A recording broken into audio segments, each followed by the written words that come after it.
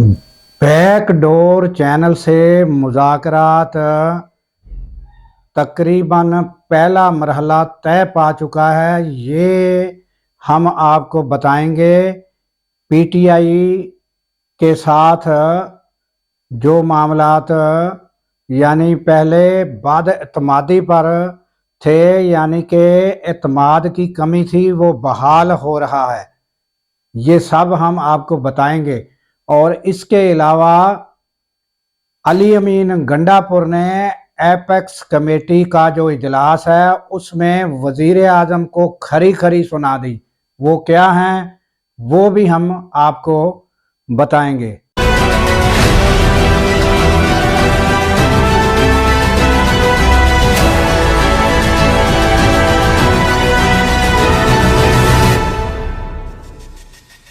अस्सलामुअलैकुम नाजरीन, मैं हूं अब्दुल गफ़ार। नाजरीन, गुज़श्ता रोज़ा एपेक्स कमेटी का जो इजलास हुआ वो बड़ा एक अहम इजलास होता है। उसमें वज़ीर आज़म मौजूद होते हैं, चारों वज़रा मौजूद होते हैं, फिर अपना जर्नल जो हैं हमारे वो यानी सिपा सलार हमारे वो यानी मौजूद होते हैं। तो ये यानी कि अहम अमूर पर इसमें यानी मुल्की तौर पे जो अहम अमूर हैं उन पर बातचीत की जाती है, उनके हल देखे जाते हैं, सलाह मशवरे होते हैं। ये इंतहाई अहम इजलास होता है। तो उसमें यानी कि हमारे वज़ीर आज़म जो हैं गुज़श्ता दिनों भी उन पर मीम बनी हुई है, वो जो ऊ पर बनी हुई है, तो ये वो आदत से मजबूर हैं। तो वो उन्होंने इस इजलास में या तो वक़्त का फ़ायदा उठाया या रद्द अमल देखना चाहा कि उस इजलास में भी उन्होंने क्या किया कि वो 26 नवंबर का वाक़या उसका ज़िक्र छेड़ दिया कि ये कहते हैं वहाँ ये हुआ वो हुआ, ये बदनाम करने की यानी इस तरह की बातें उन्होंने शुरू की।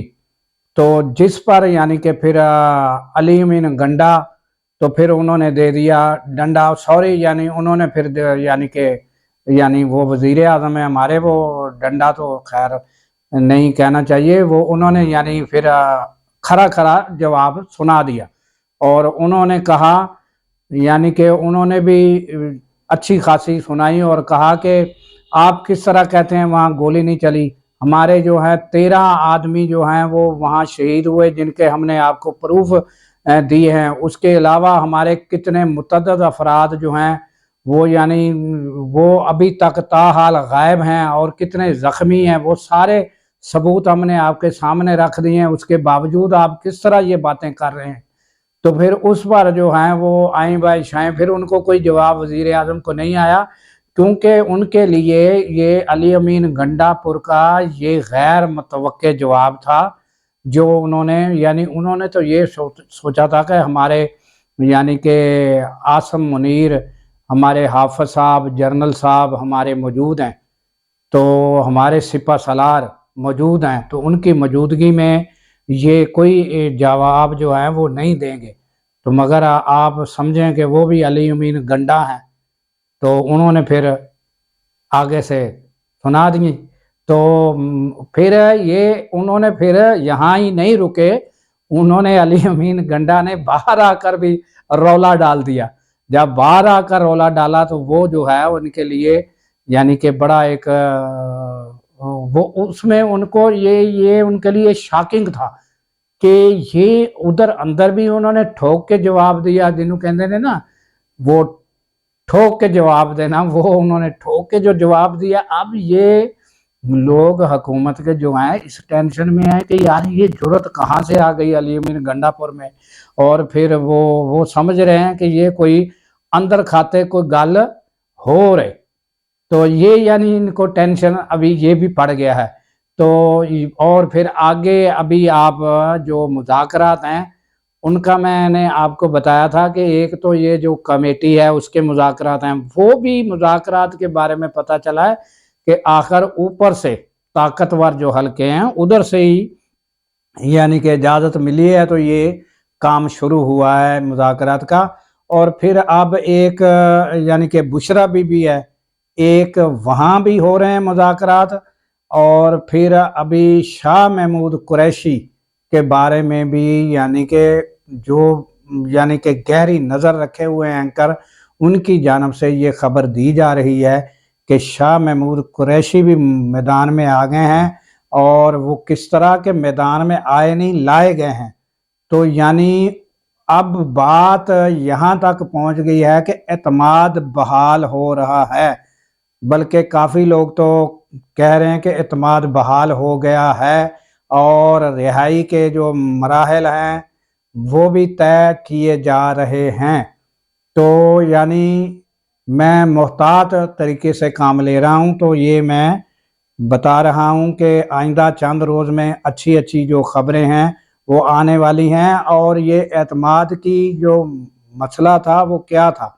وہ یہی تھا کہ عمران خان اگر باہر آئیں گے اور پھر اقتدار پر آئیں گے تو جو ہم سے بات طے ہوگی، یعنی کہ وہ انتقامی کارروائیاں یا جن جن باتوں سے ان کو روکا جائے گا، کیا وہ رک جائیں گے؟ کیا کون بیچ میں ضامن ہوگا؟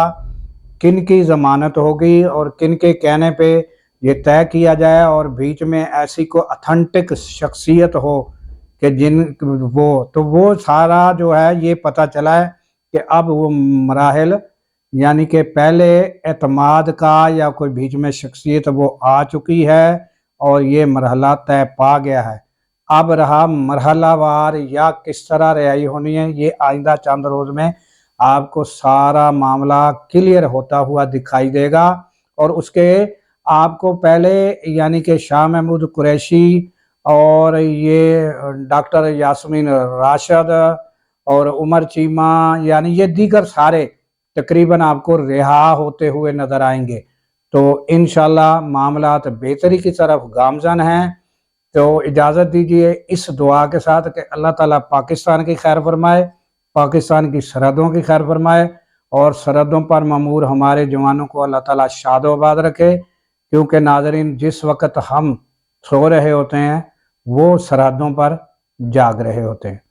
اللہ حافظ۔